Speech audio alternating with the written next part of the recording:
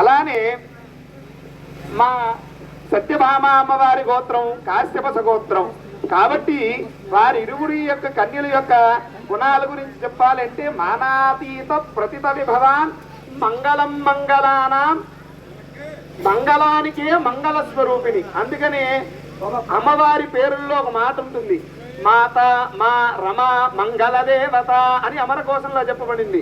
మంగళానికే మంగళ స్వరూపిణి.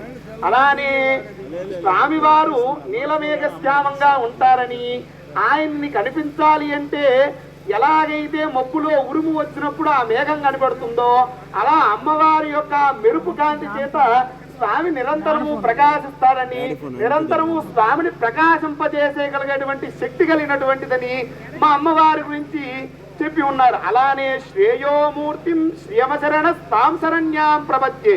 శ్రేయోమూర్తి అంటే రెండు రకాలైనటువంటి ఫలాలను ఇస్తుంది.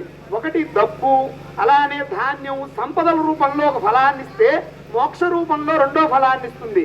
అటువంటి రెండుంటి ఇంచగలిగేటువంటి శక్తి కలిగినటువంటిది మా అమ్మవారు. అలానే హిరణ్యవర్ణాం హరిణీం సువర్ణ రజతస్రాం. స్వామి అమ్మవారు మాకు అవకాశం ఎవరా? మొత్తం మీరే చెప్పుకుంటూ పోతే మేమేం చేస్తాం? మరి మా అమ్మవారి మీరే చెప్పుకుంటూ పోతే మేము ఎందుకయ్యా ఇక్కడ? మా అమ్మవారు మా అయ్యవారి గురించి చెప్పుకోవాలి కదా, కంటిన్యూగా మీరే చెప్పుకుంటూ పోతుంటారు. అయ్యో మేము చెప్పమని ఇచ్చాము, ఇస్తున్నారు. ఆ రాక్షని సంహరించారు, ఈ రాక్షని సంహరించారని చెప్తున్నారే కానీ మీ స్వామి వారి యొక్క రూపం గురించి కానీ గుణం గురించి చెప్పట్లేదు. మీకు 10 నిమిషాలు ఇచ్చాము ఇందాక, ఏమి చెప్పట్లేదు. మమ్మల్ని మాట్లాడినట్లుగా నువ్వు మమ్మల్ని మాట్లాడినట్లుగా. అయ్యో స్వామి ఇప్పుడు మాట్లాడండి చక్కగా. నువ్వు ఎట్లా చెప్తుందంటే, నువ్వు తండ్రి లేకుండా తల్లి వస్తుందా, తల్లి కుమారుడు వస్తాడా, తల్లి లేకుండా కుమారుడు వస్తాడా?